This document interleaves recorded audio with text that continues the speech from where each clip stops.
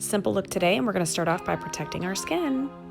Now we're going to use our primer. I'm using the mattifying primer, which is going to help mattify my skin, blur pores and imperfections, prepping my skin so that my foundation stays all day long.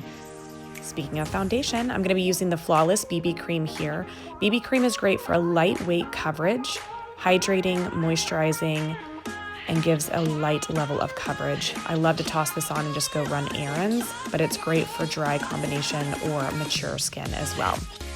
Now let's move on to concealer. We're gonna conceal those bags as well as brighten by using the shape of a V under the eye, not a semicircle.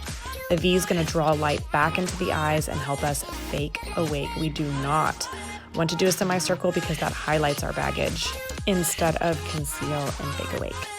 All right, let's move on to mascara. I'm gonna start with my lash primer.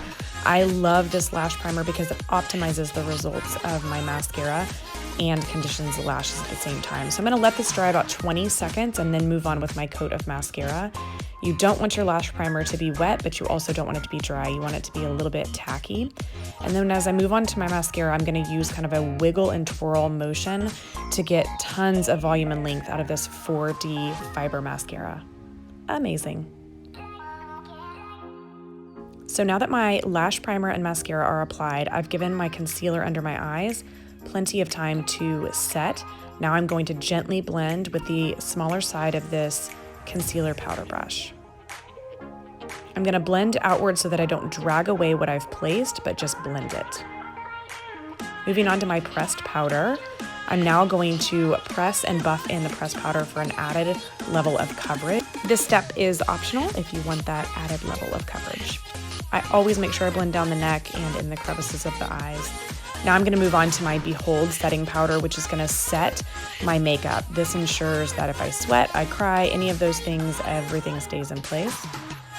And onto bronzer to help kind of contour and add dimension into the face. I like to use the motion of a 3 or an E on my face.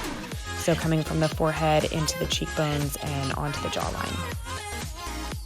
Now a little bit of blush for a soft pop of color. This goes above the bronzer on the cheekbones. Then we're gonna add a little bit of a highlight. I like to call this the sunshine on my mountain. So I'm gonna add a little bit of this right above that blush. And let's move on to some quick eyeshadow. This is just a simple, soft, everyday eyeshadow look using a lot of neutral tones. I've also chosen colors here that are matte, neutral and matte.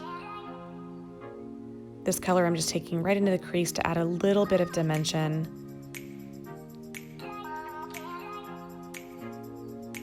Coming back with a very light color on the brow bone to highlight. Then using one shimmer shade on the inner corner where that tear duct is to give a little pop of brightness, and on the brow bone. Speaking of brows, I'm gonna start brushing upwards, and then when I get to the natural arch, I'm gonna switch and start brushing down.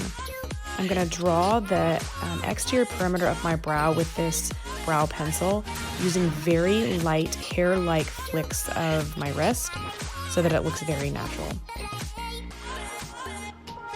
For lips, I'm gonna be using this really pretty soft peachy tone. I'm gonna line my lips and I'm gonna fill. That way what I put on stays all day long. This is waterproof and smudge proof. Then I'm gonna pop on a little bit of a shimmery peachy lipstick.